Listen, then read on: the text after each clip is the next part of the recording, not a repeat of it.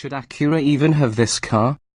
Ailing Acura strikes us as a brand in need of reinvention from the bottom up, starting with a new Integra, the car that the people have crowned as the real keeper of Acura's flame.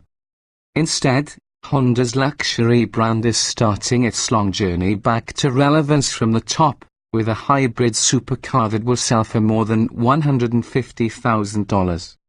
It'll be a tall poppy in a showroom where the next priciest vehicle starts at $51,870, but it's too late to dig up old arguments about priorities. We've finally moved past the drawings and concepts, beyond the prototypes, and onto what the aviation industry calls the flight article. This is it, the real deal, a drivable Acura NSX with a key that has been placed in our hands. So we'll put aside the academic critique and just go pound pavement. What we're about to drive is a distillation of Honda's inner feelings at this moment. After some dark years of uncertainty, the company is ruminating on past glories, on Marlboro McLarens with Ayrton and Alan, racing bikes with oval pistons, and absurdly exquisite lawn equipment. Honda wants to be spoken of with awe again, to show the world that it's back as a technology and performance powerhouse ready to both amaze the world and till its flowerbeds. An aborted prototype with a transverse V6 out of an Odyssey minivan died in mid-2012 because it couldn't deliver amazement, and a crash program to reinvent the NSX ensued. The 2017 NSX, developed mainly in Ohio by a small group that has come to think of itself as a family, is a four-wheel drive hybrid electric knee to the pants of the world's fanciest exotics. Its creators sincerely hope you like it, as do their loved ones, whom they haven't seen in 2 years. This is a prime example of filter-down technology. The layout of the 3 electric motors on board, 2 on the front axle and a third between the twin-turbo V6 and the 9-speed dual-clutch automatic gearbox, echoes that of the late, great $850,000 Porsche 918 Spyder, promising many of the benefits for a fraction of the price. Those benefits include rapid torque vectoring, continuous thrust assist to smooth over turbo lag and torque changes during upshifts, a modicum of fuel efficiency, and, if desired, silent operation for brief periods. Someday, this stuff will be in a Civic, but for now at least, the price tag has slid under $200,000. Acura's sculptors passed on the virile flair typical of the Italians, as well as the utopian futurism of the BMW i8, preferring instead a somewhat conventional, menacing angularity. It's not an angry-looking car, but it appears determined. With its wide stance and long wheelbase, the snub-nosed body has unmistakable mid-engine proportions, and it invites a stroll around to investigate its many nooks and crannies. The flaring nostrils up front hide the radiators and the AC condenser, while the side ducts sculpt air for the intercoolers and engine intakes. The original 1991 NSX had flap-like door handles, and this one uses flush grab sticks that angle out when needed, as on an Aston Martin. The hood opens to a hot box of aluminium chassis members and equipment, the single, 4-cubic-foot trunk residing behind the engine. Squat down and back and you'll notice a cluster of what looks like Honda-fit exhaust pipes.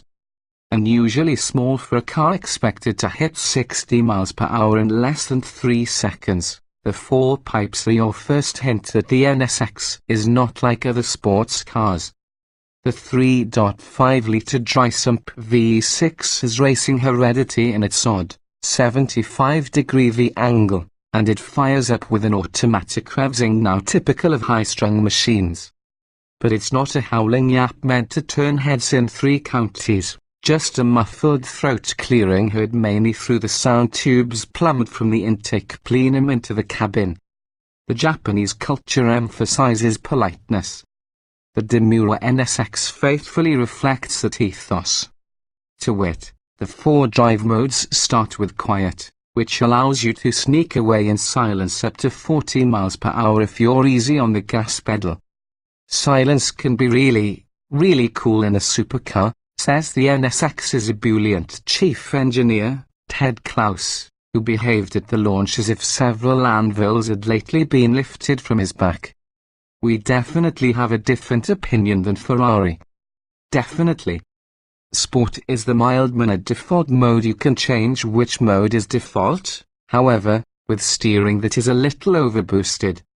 Acura wants the NSX to be everyday usable, a commendable goal but one that shouldn't mean steering so light that the car changes direction over every freeway bump and dip.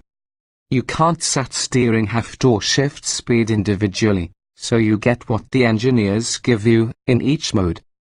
Sport mode quickly speeds the Manny ratio transmission to its top gear for fuel economy, which is expected to peak in the mid-20s and average around 22 miles per gallon once the EPA numbers are established.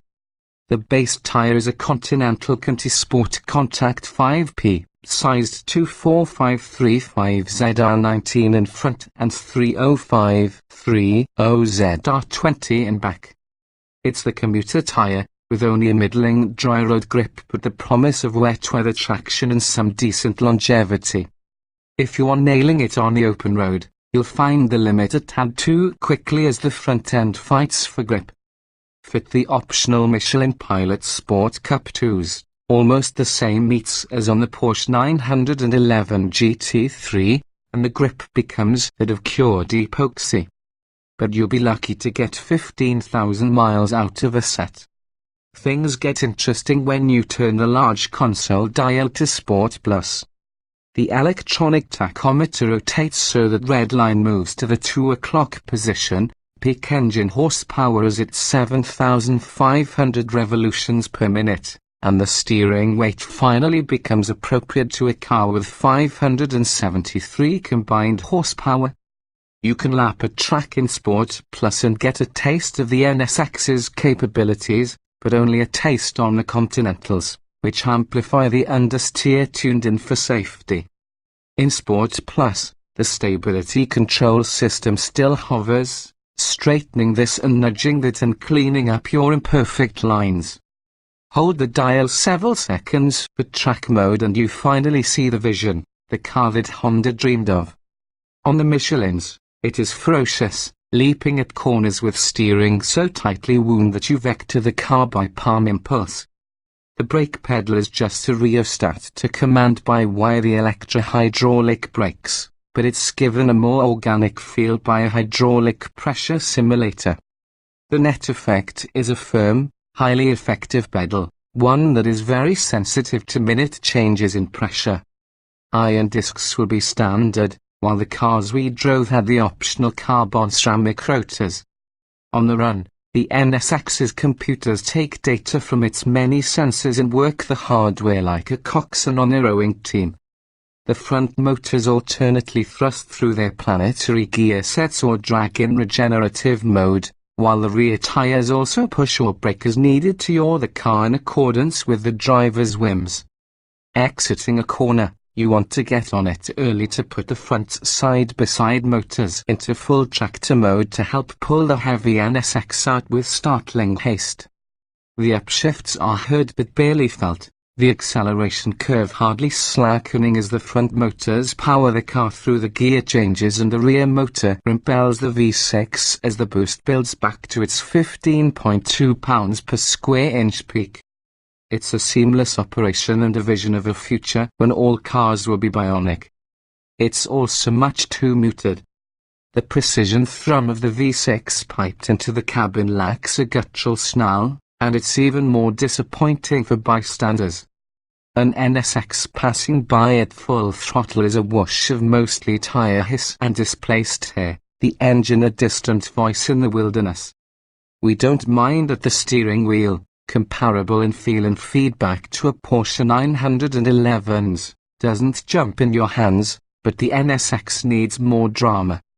Another issue, rather than offer a series of escalating modes that increase the driver's freedom, as, say, on the Corvette Z06, the NSX staircase is designed for outcomes, or to make the car go ever faster. In track mode, You can't slide around because sliding is slower. The car intervenes with corrections that make it straighten up and fly right. Faster lap times, yes, but also not as fun. You can shut off the stability control entirely, but then you risk a wall encounter. Besides desperately needing a doorbell to hold your cell phone, the NSX needs another mode, call it Track Plus, that lets the driver make mistakes and look into the abyss but will act to prevent disaster. With it, the NSX would be a better learning tool. The overall impression is that of a company that hasn't built a sports car in a while, cautiously feeling its way with a complicated new machine produced by a rushed development program. It has the essentials. What it needs can mostly be added with software. The on-sale date isn't until spring, so there's still time to make the NSX of our dreams.